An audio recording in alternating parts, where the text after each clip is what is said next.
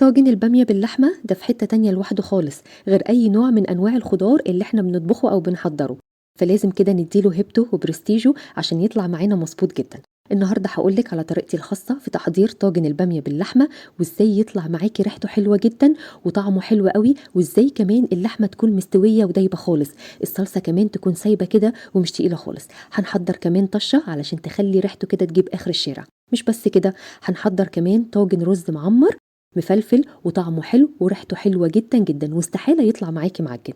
سفرة النهاردة مصرية شرقية، فلازم كده نحضرها بمزاج وبطريقة مظبوطة قوي عشان تعجب كل اللي ياكل منها.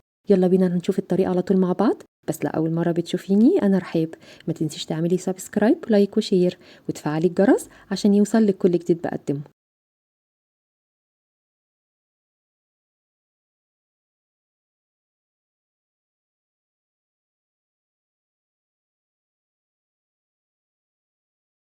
أول حاجة هنحضرها مع بعض هي تسوية اللحمة، لأن هي أكتر حاجة هتاخد وقت.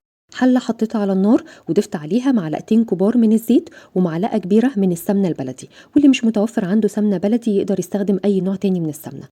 هسيب بقى كده السمنة والزيت على درجة حرارة عالية لحد كده ما يدوبوا خالص، وبعد كده هضيف بصلاية واحدة تكون كبيرة مفرومة فرم خشن كده بنفس الشكل ده، ويفضل يكون البصل الأبيض لأن هو مش بيستوي بسرعة على النار. أول بقى ما البصل كده ياخد لون ذهبي فاتح جدا بنفس الشكل ده، هضيف على طول قطع اللحمة. أي قطع لحمة عندك تقدري تستخدميها. أنا هستخدم كيلو من قطع اللحمة اللي هي بتبقى القطعية اللي هي صباع قشرة اللوح أو صباع قشر اللوح. القطعية ديت حلوة جدا، بس طبعا أي لحمة عندك تقدري تستخدميها. هضيف بقى كده قطع اللحمة على البصل على درجة حرارة عالية، وأول ما اللحمة تاخد لون كده من تحت هقلبها على طول على الجنب التاني. أنا عاوزة أقفل المسام بتاعة اللحمة علشان تفضل كده طرية من جوه.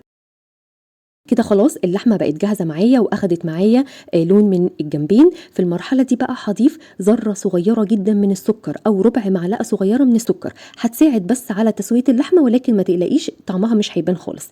ضفت كمان معلقة صغيرة من الفلفل الأسود ومعلقة صغيرة من بهارات اللحمة أو السبع بهارات. رشيت كمان رشة كده من جوز الطيب، وحطيت حوالي 3 ورقات كده من ورق الغار.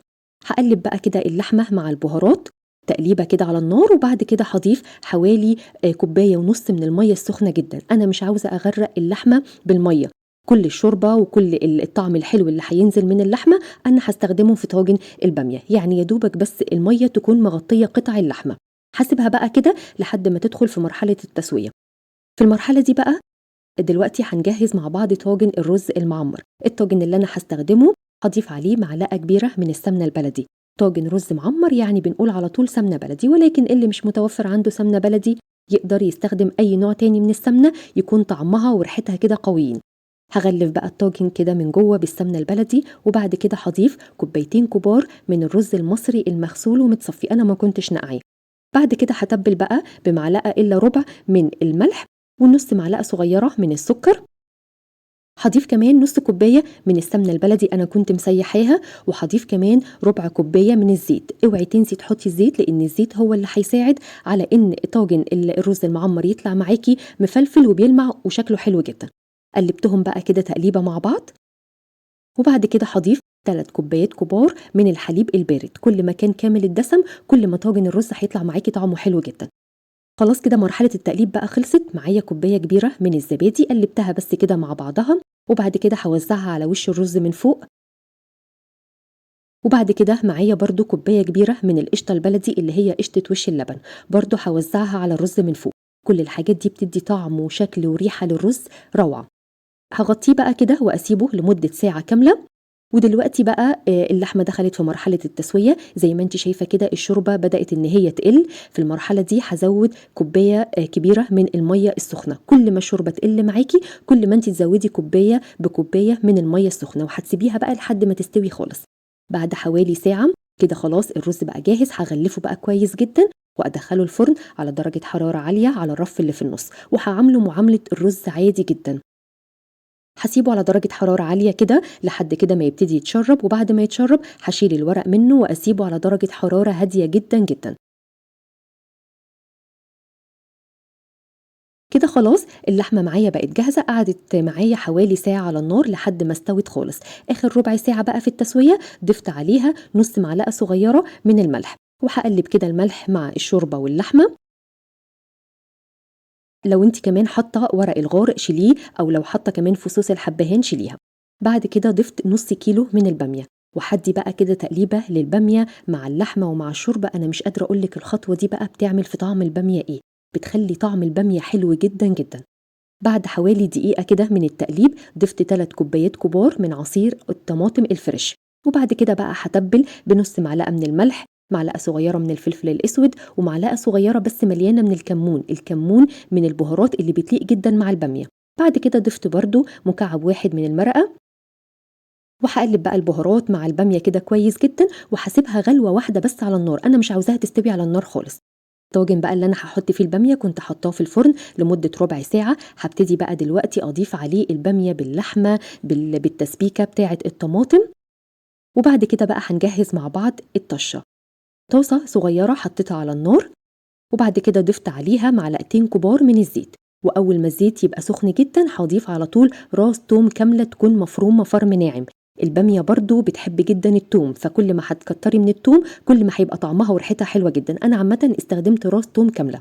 سبت بقى التوم كده على النار لحد ما يبتدي ياخد لون ذهبي فاتح. وبعد كده ضفت قرن واحد بس من الفلفل الحامي، قطعته كده مكعبات صغيرة، وضفت كمان معلقة صغيرة من الكزبرة الناشفة. وفضلت كده أقلب لحد ما كله ياخد لون.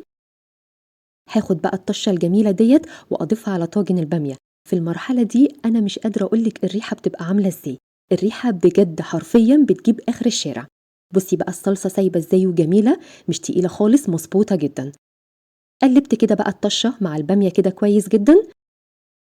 وبعد كده هاغلّف بقى الطاجن بتاعي. اوعي تدخّليه الفرن من غير ما تغطّيه أو من غير ما تغلّفيه بورق الألمنيوم، لإن طبعًا الفرن ممكن تخلّي الصلصة تبقى تقيلة ومش هتلاقي إن طاجن البامية يطلع معاكِ سايب خالص. سِبت كده طاجن البامية متغطّي كده في الفرن على درجة حرارة متوسطة حوالي تِلت ساعة لحد بس ما البامية نفسها تكون مستوية. وبعد تِلت ساعة خلاص طاجن البامية بقى جاهز، وطاجن الرز المعمّر كمان معايا بقى جاهز. مش قادرة أقول لِك الريحة عاملة إزاي، الريحة بجد كانت جميلة جدًا، جدًا. نبتدي بقى كده نقدم البامية في الأطباق بتاعتنا. بصي الصلصة جميلة ازاي، الصلصة سايبة خالص، مظبوطة جدا، مش تقيلة. مش قادرة أقولك بجد كان طعمها عامل ازاي. بصي الطبق كمان شكله يفتح النفس بجد. طاجن الرز المعمر كمان استوى معايا مظبوط جدا. استحالة يكون معجن منك، مظبوط قوي. الرز كده مفلفل وبيلمع وحلو قوي. بصي الرز مظبوط ازاي ومش لازق كده في الطاجن ولا اي حاجة. انا بحب جدا اكل البامية بالعيش. اللحمة كمان مستوية ودايبة خالص زي الزبدة. الأكل سخن بجد وطعمه وريحته في منتهى الروعة. وبكده خلاص وصفة النهاردة خلصت. أتمنى أن الوصفة تكون سهلة وبسيطة عليكي. مستنية رأيك فيها. الفيديو كمان لو عجبك ما تنسيش تعملي لايك، وبألف هنا وشفا. وأشوفكم إن شاء الله على خير في فيديو جديد.